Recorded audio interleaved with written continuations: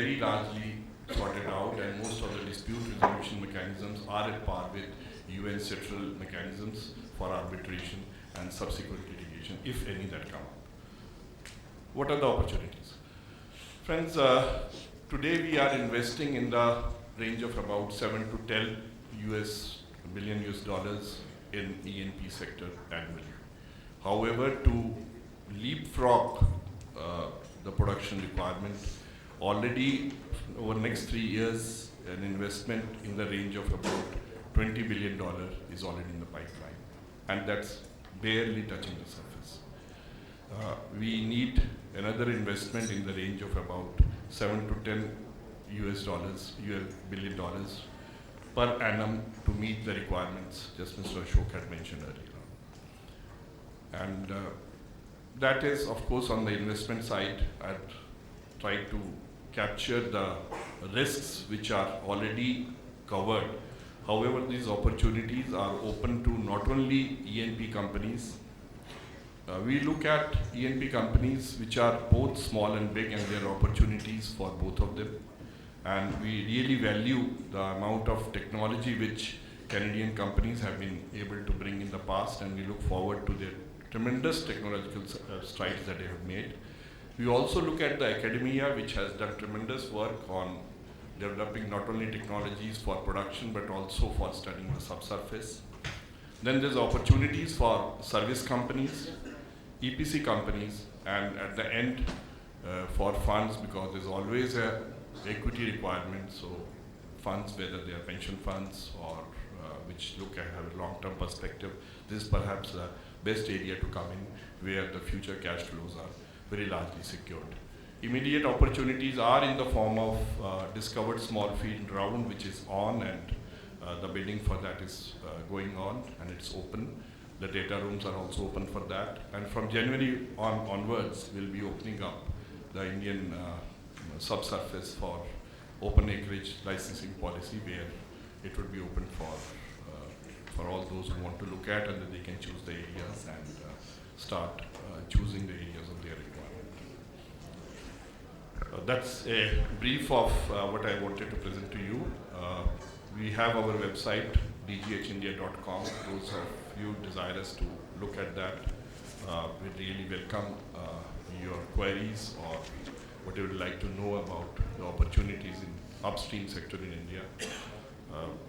My job is to present these opportunities to the entire world, and I set up, and we go around spending a lot of money to do so. I'm really grateful to Nadira for offering this opportunity for free. Thanks very much. It's a pleasure.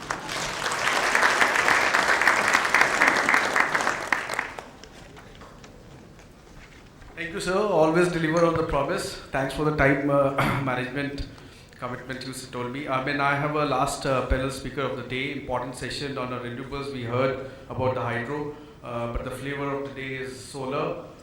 So I will invite Mr. Pinaki from AMP Solar as to how they are seeing this in market and being a large player from this corridor as well.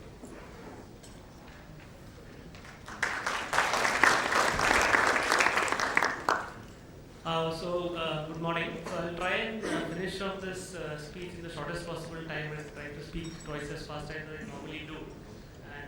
But a lot of the things have already been covered. So I'll be basically talking about the oldest source of energy and the most recent to be utilized now. And so I'll just cover my talk in 3 or 4 parts. I'll just try to provide some perspective. Second is that being a Canadian player now, deeply interested in the market, what are the drivers that we see. Third, I will talk about slightly more details into opportunities within that, how to play that. And fourth, essentially, on the India-Canadian corridor, how we can work together to access this opportunity, both in terms of investing into solar power as well as using solar power. So as far as perspective is concerned, I started out in 1997, so that time essentially this was like a science experiment, wind and solar.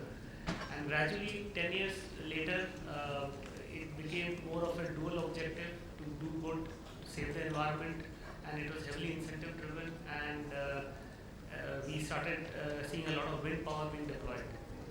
But now I believe in the last 2-3 years or so, it has taken a life of its own.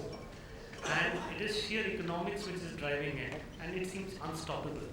And when we look back at these times, we will realize that we are actually living in a huge change that is going on in the energy sector. Some of these sources were non-existent, and today if we see in the last 5 years, almost majority of the investment has been happening in renewables and lately into solar. So this is actually, we should be grateful to have actually worked and lived in this time of change.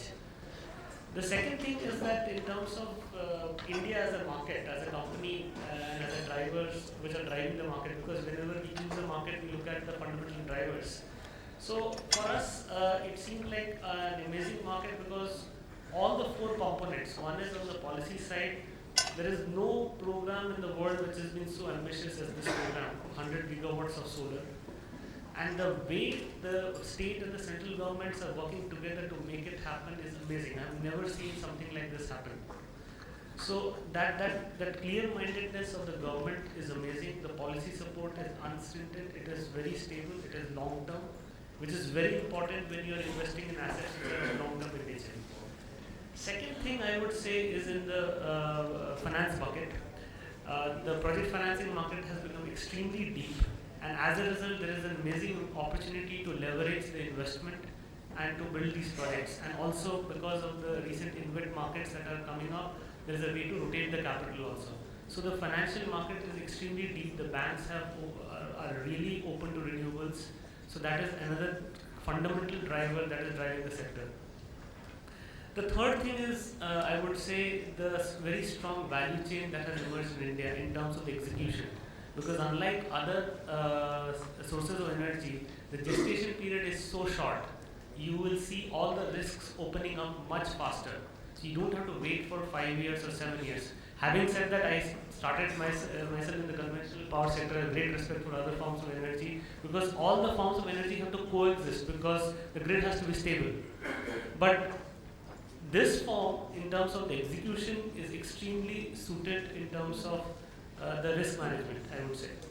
The last bucket is essentially the sheer macroeconomics and the microeconomics, I would say, is that the huge promise that renewables offer today can be easily accessed by the corporate sector because it is actually cheaper than the commercial industrial tariffs today.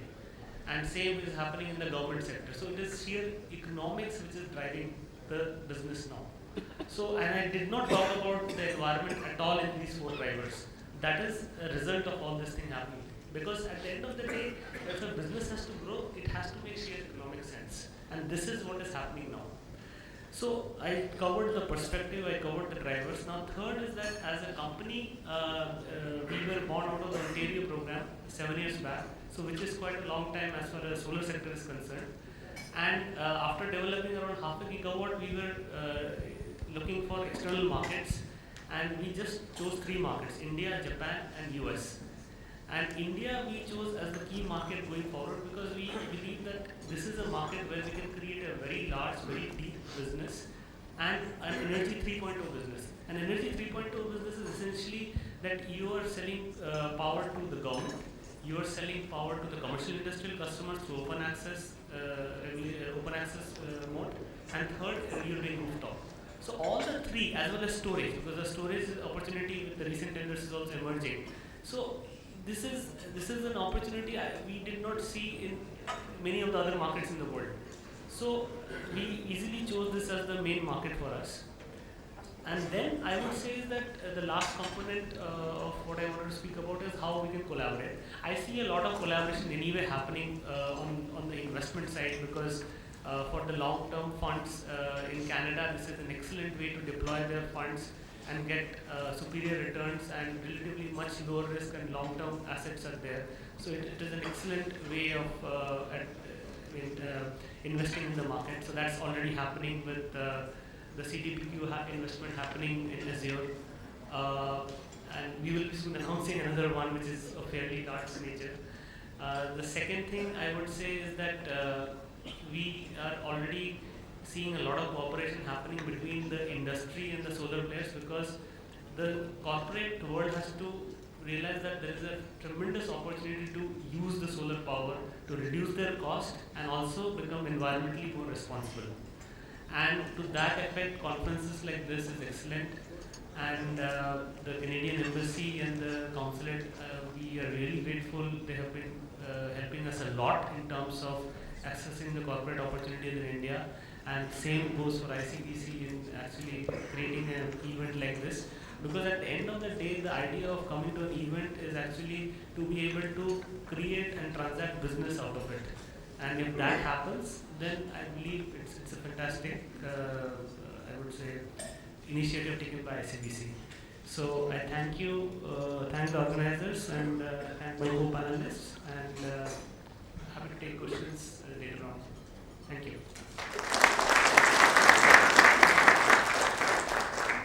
Thank you, Pinaki.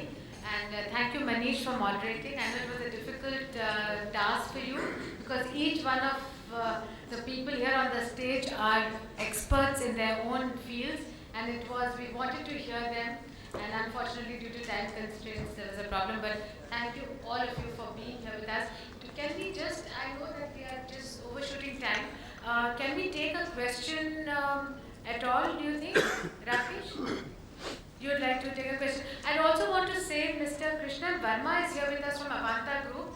When we have all kinds of energy, we can't ignore nuclear energy, which is one of the most pertinent at this time. If there is a question to him also you could, but otherwise... No, please.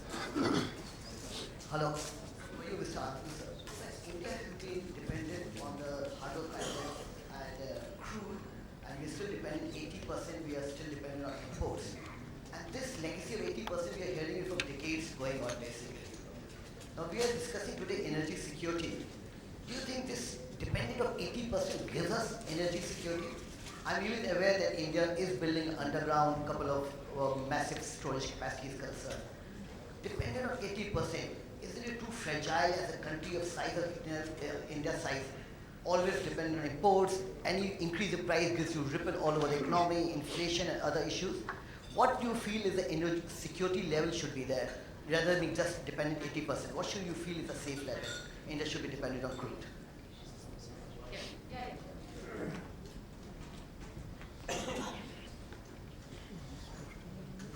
I guess the first part of the answer would be very clearly it's being dependent upon about 70-75% on liquid crude and about 50% gas hardly gives you any comfort. However, when we get back to what kind of a number we should be looking at for dependence, that's where we have a lot of scenarios. Mr. Ashok had talked about the national context where we are trying to reduce the dependence by 10%. And for cutting down that 10% itself would mean doubling of our production till 2022. Which means, in a very, if I put it in a very simple, understandable terms, today we drill about 700 development wells. We should be drilling about 1,800 development wells. Very small by Alberta standards, let me put it, but very large by Indian standards. Which means we need to leapfrog if we have to go beyond 10%. To top it all, there are also opportunities around India where we'll also look at, and we are investing very heavily. There's always a two-pronged approach of ensuring that we have assets at home and also assets abroad.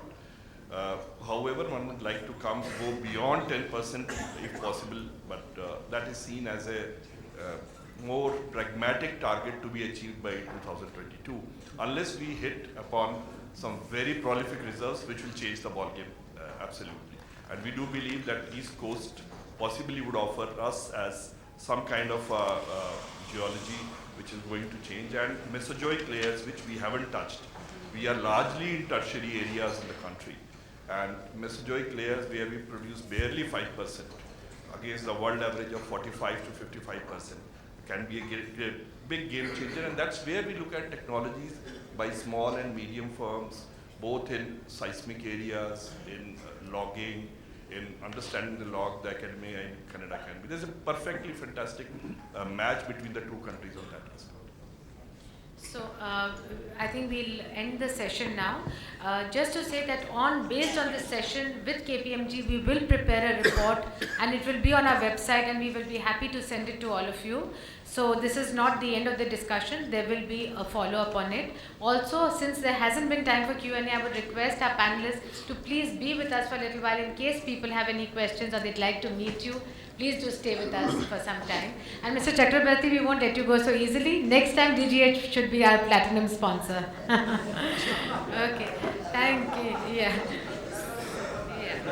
So just 5 minutes, help yourself to tea, coffee and come back to the table. We start with the infrastructure panel. Nice.